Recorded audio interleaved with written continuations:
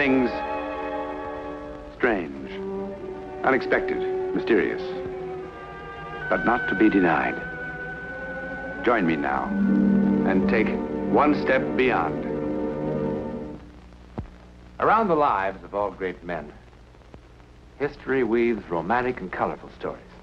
Many are based on fact, and some are pure imagination. There are many wonderful stories told about the man who, for one terrible and momentous winter, occupied this house. But none is so little known or awe-inspiring as the events that took place here one evening. Our very existence,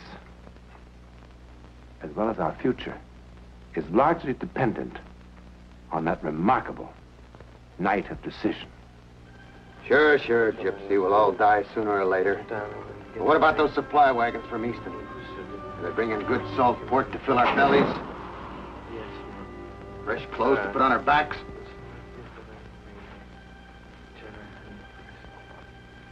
There will be no supply wagons. That's it. I see only hunger, suffering, and death.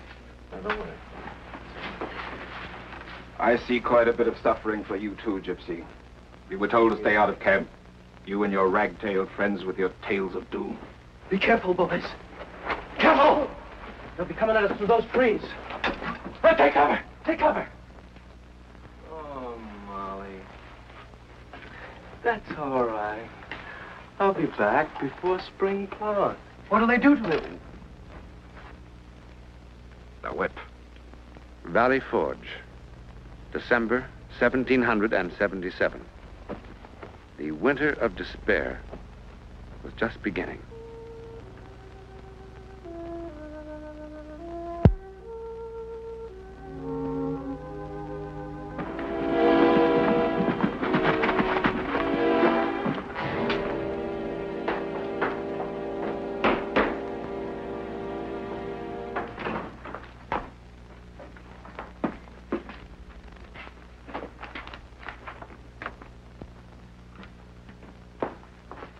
Terrell. At last. Tom? The courier just returned from Easton, sir.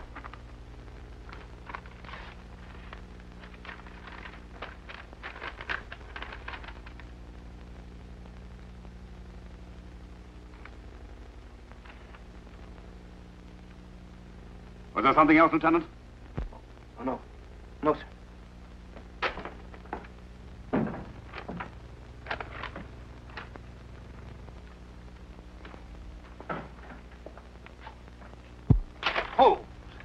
Do they expect us to go on fighting without food and supplies? That is precisely the point, Colonel. I believe those supply wagons were deliberately canceled. Supplies are ample, but a large element in the Continental Congress would like us to give up.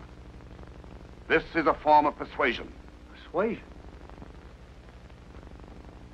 The British are tired of this war, too.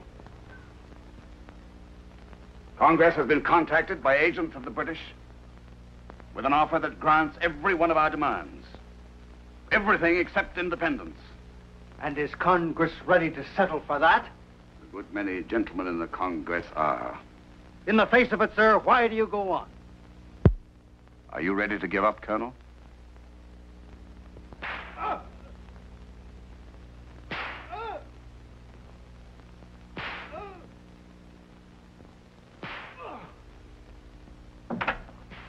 Stanley? What is that about? It's another one of those gypsies, sir. Fortune teller. This one told some of the men that the supply wagons will never arrive. By whose order is he being flogged? Major Warren, sir. The order is countermanded. Sir.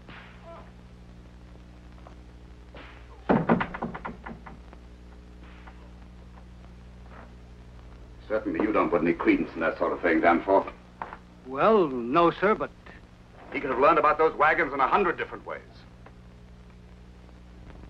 General, this group that wants to quit, just how important are they in Congress? Very important. They're still considerably in the minority, but they're making themselves felt.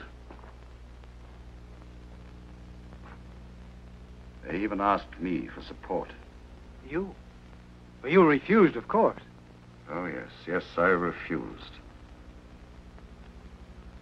But I don't know that I had the right. Sir? There are 12,000 men here in rags, Colonel, and starving. Shouldn't they be consulted about any settlement?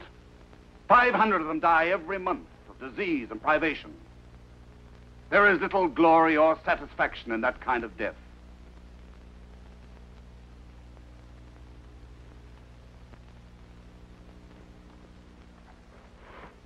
But then, of course, there are the dead. I wonder how they would feel about our settling for anything less than they died for. I don't know which side of the question you favor, sir. To be honest, Colonel, at this moment, I do not know myself.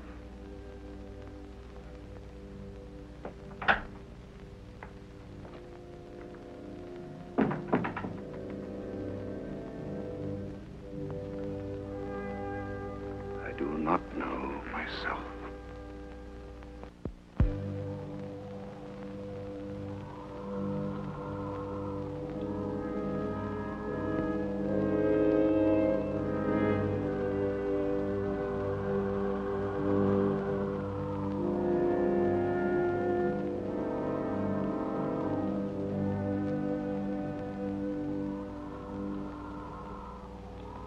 When will spring ever come?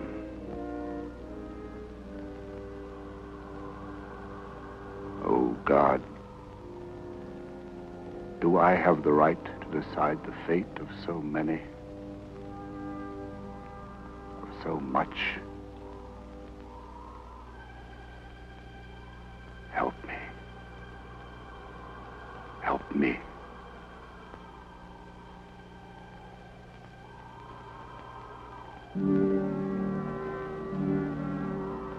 Your God has come to your aid before. He will again.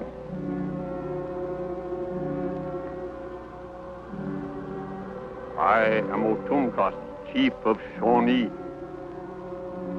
Otumkas. 22 summers have come and gone since we met. Battle of Monongahela. Yes, of course. July 1755. I was leading a detachment of Virginians under the command of General Braddock. Redcoats stood tall in sunlight like field of dry corn waiting for harvest night. Yes, it was a slaughter. We lost half the entire British colonial army that day. All British officers in field fell, dead or wounded, all but you, Washington. Yes, I remember well. Otumkas fired at Washington again and again. 15 bullets at the heart. Not one found its mark. It has caused Otumkas much wonder. I was very fortunate that day. Not fortune. The Great Spirit protected Washington that day for good and great purpose. I wish I could believe that. Believe it.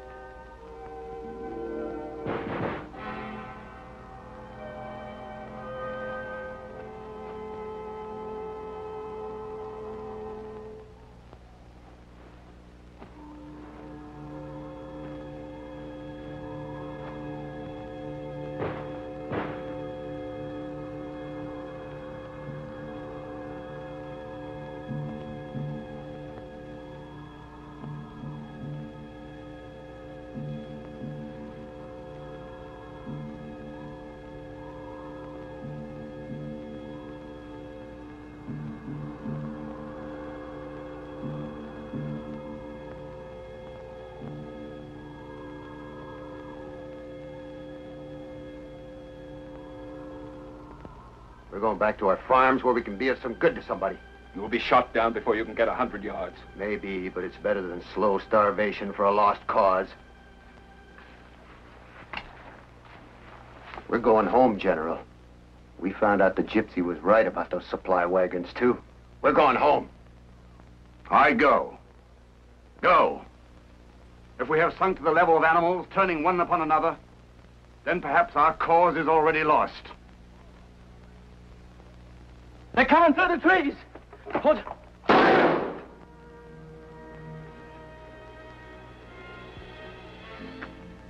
Papa, I meant to get to the chickens soon, only Jason hurt his knee up by the creek in the south pasture.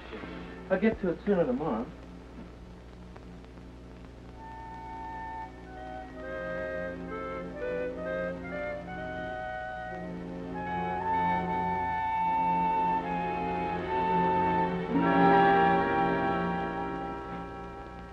I have never considered myself a mystic, mon général.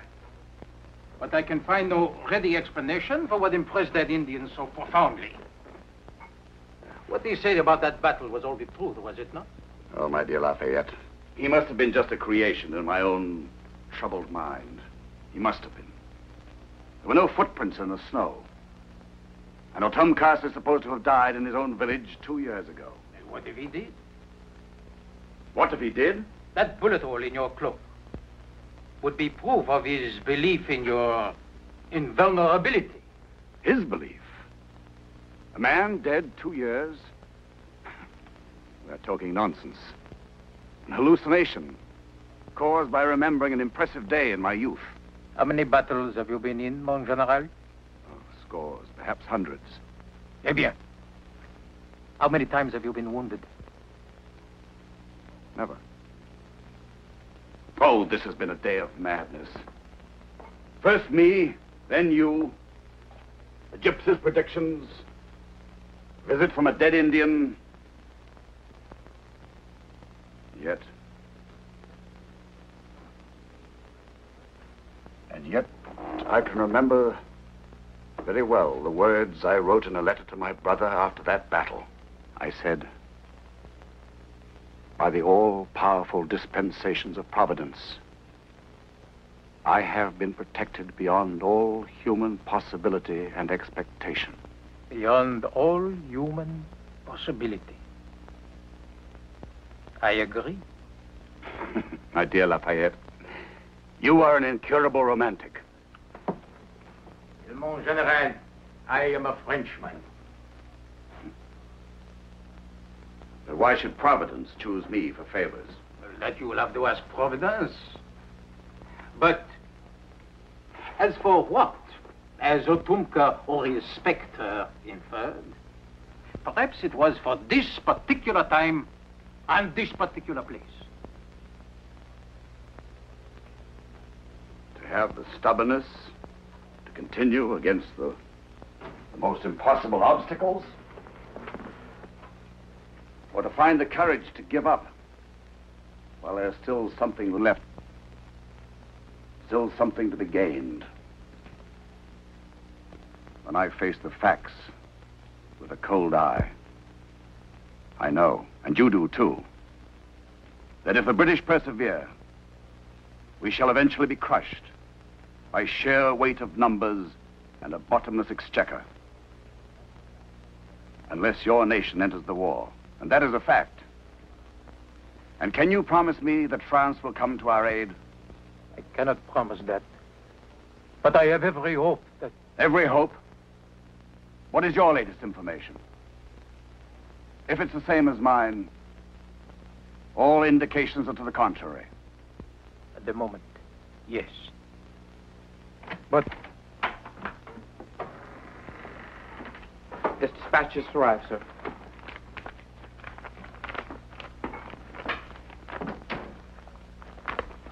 What is it, mon général?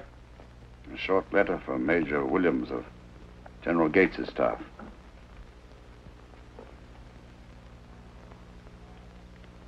As a friend and admirer, I feel it my duty to report that a letter to General Gates from General Conway contained the following paragraph. Heaven has been determined to save our country, or a weak commanding general and bad counselors would have long since ruined it. But That is nothing but talk. It is not even worth your anger. And Conway, you know what an old woman he is. Everybody knows. He is bitter and envious of your position. He tried merely to make the difficulties. There's more. You will be interested to know that General Conway has just been selected Inspector General. Conway, Inspector General? Conway will now be spokesman to the Congress for the Army. Conway will plead our cause for supplies. Conway will advise Congress as to the wisdom of my strategies. Conway. I will have to address my appeals for help to him.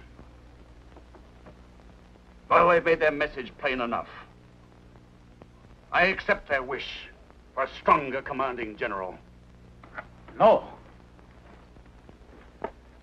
General Washington, you are permitting your emotion to rule reason.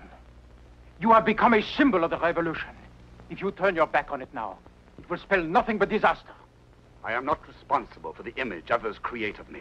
But you are responsible to your best self.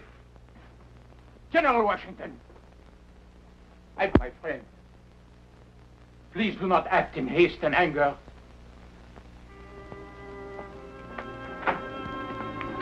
Lee? Sir? Every officer on my staff is to be here for an urgent meeting at 9 sharp. Yes.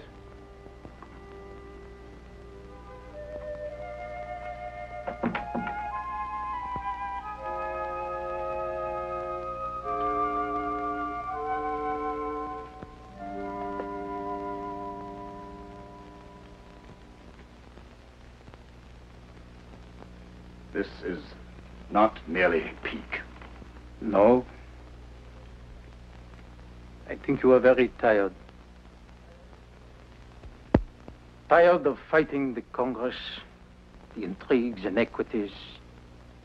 In addition to all that, the responsibility of waging a war on so many fronts is more than any one man should have to bear. You are no longer able to see things clearly.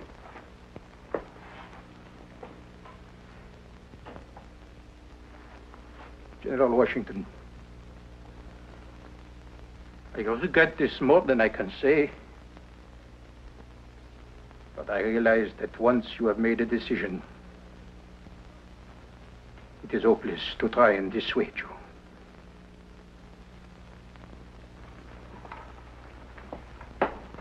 I trust my decision will not affect our personal feelings for one another. Nothing could do that. Mon General.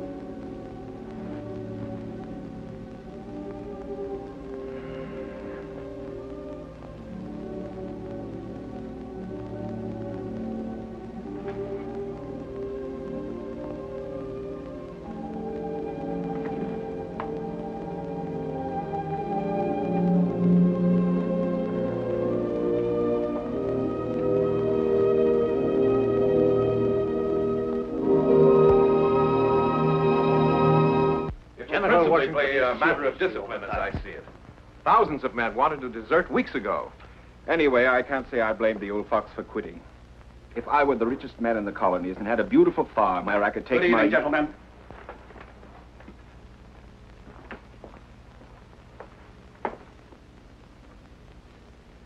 I would like each of you to consider ways and means of building the morale of the men under your command. Projects to keep them busy. To achieve the highest level of preparation for our spring campaign. Spring campaign? But I thought... You thought what, Major?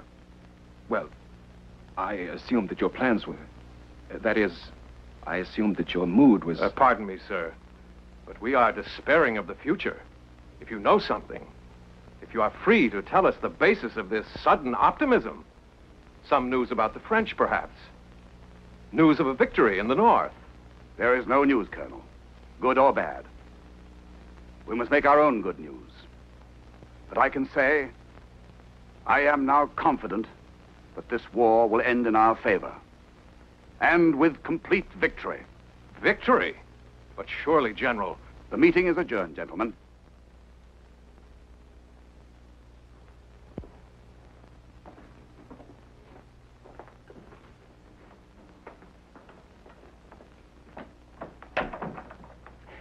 I tell you, my friend, you know that I am as hard-headed and practical a man as you have ever known. But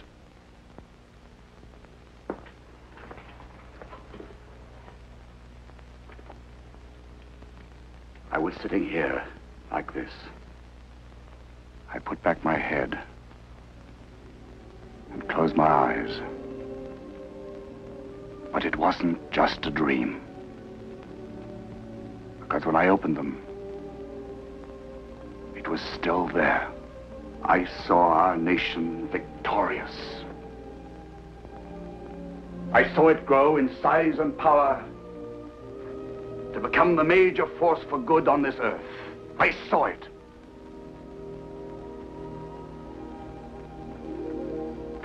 A dream. A vision. I know it will come to pass. In my heart, I know it. A dream? Vision? Whatever it was that George Washington experienced, it has today become all fact. You won't find anything about it in the ordinary history book, but it has appeared in print in a number of versions, a number of times during the past 150 years. All versions agree that Washington dreamed the revolution would be successful, and that the infant nation would grow until its boundaries stretched from Canada to Mexico, and from the Atlantic to the Pacific, and that there would be a bitter civil war between the northern and the southern states to be called the Union and the Confederacy, and that the Union would emerge victorious. He dreamed all this, supposedly, and more. But what is absolutely no dream are the facts of the Battle of the Monongahela. On this, all versions and all historians agree. There were 3 bullet holes through his hat. 2 horses were shot from under him, and there was a bullet hole through here, through here, through here, and another one right through there. Hundreds of French and Indian rifles firing at almost point-blank range throughout that long and dreadful afternoon. And nothing touched him. Nothing. Well, those are the facts. The incredible facts about the mystery of George Washington. Like Chief Otumkus, will always cause us much wonder.